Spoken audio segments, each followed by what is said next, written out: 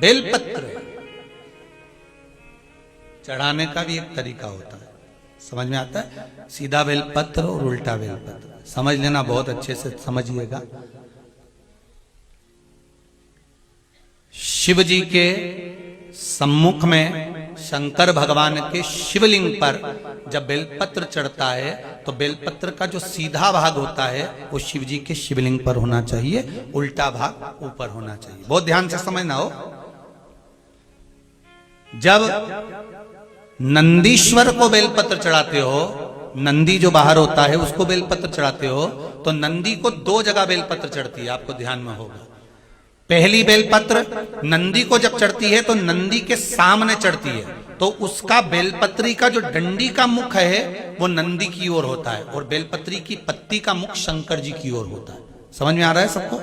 डंडी का मुख, जैसे नंदी ऐसे बैठा है तो डंडी का मुख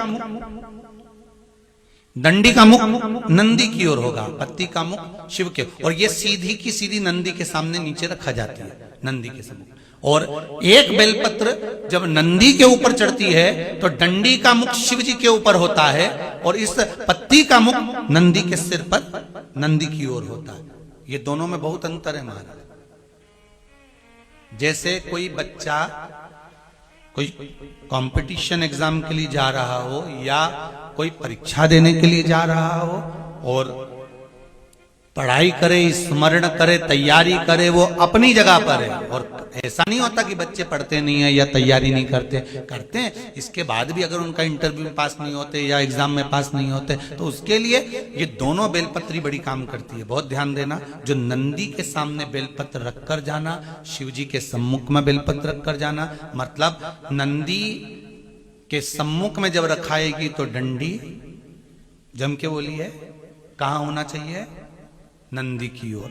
और जब ऊपर रखाएगी तो डंडी शिव की ओर हो। ये दो बेलपत्र रखकर शिव जी का स्मरण कर कर जाएं, कार्य सफलता की ओर बढ़ता है। कोई काम के लिए आप जा रहे हैं तो उसमें सफलता मिल जाती है, उसमें सफलता प्राप्त हो। शिव जी को बेलपत्र चढ़ा रहे हो, जो चिकना भाग है, सीधा भाग शिव जी के ऊपर, शंकर भगवान के ऊपर। थाली में अगर शिवलिंग का निर्माण कर रहे हो, पार्थिव शिवलिंग का निर्माण कर रहे हो, तो थाली में जब बेलपत्र रखोगे तो सीधी रखोगे, फिर उसके ऊपर शिवलिंग का निर्माण करो। अगर आप निर्माण करते हैं पार्थिव शिवलिंग का और बनाते हैं बेलपत्र का नीचे, महाराज शंभु शरणे पड़ी मांगू घड़ी रे घड़ी, दुख काटो दया करी ने दर्शन।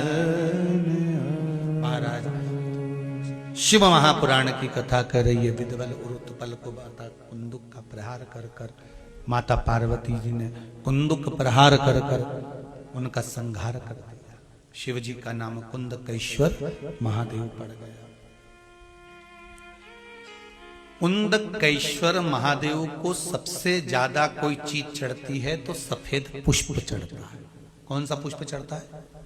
जम के बोलिए जरा। सफेद पुष्प।